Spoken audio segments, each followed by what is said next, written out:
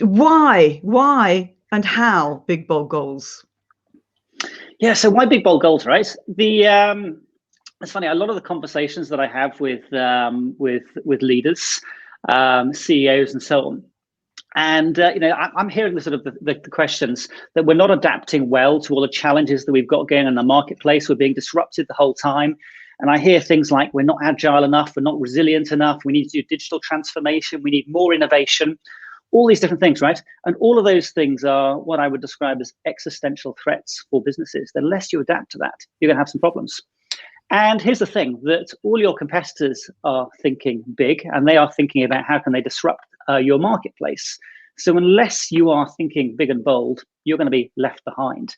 So that's very much the why, I think, that we have to set those audacious goals. And also, they're more exciting to go after, aren't they? You can go after 5% a year, or you can say, what would it take to totally transform our organization and what we're doing?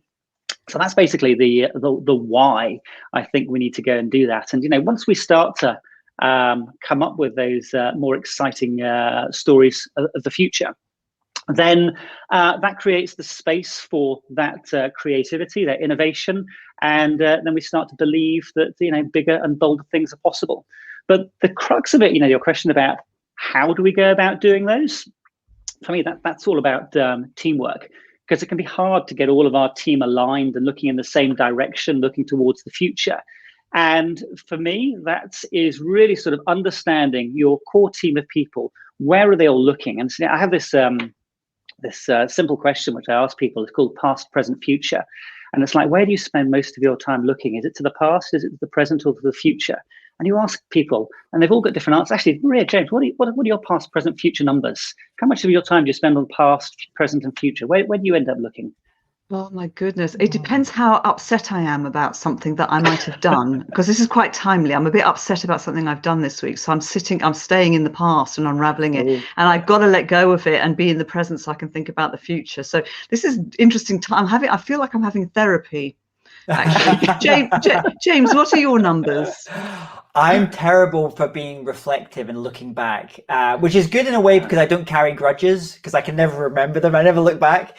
I'm always looking forward, and actually it causes a bit of a problem because sometimes you have to take that time to actually in the here and now. And I know when I feel a little bit disconnected, it's sometimes just because I'm in it now, like the present, and sometimes I just need to take a breath to, as you say, kind of look forward and what some of those goals are. But I'm probably not on the looking back person too. I don't do that too well.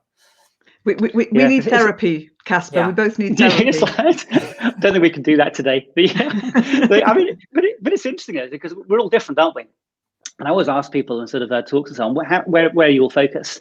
And it's really interesting to understand different people in your team because, when you're thinking about a big bold goal in the future, you almost need to detach a little bit from reality.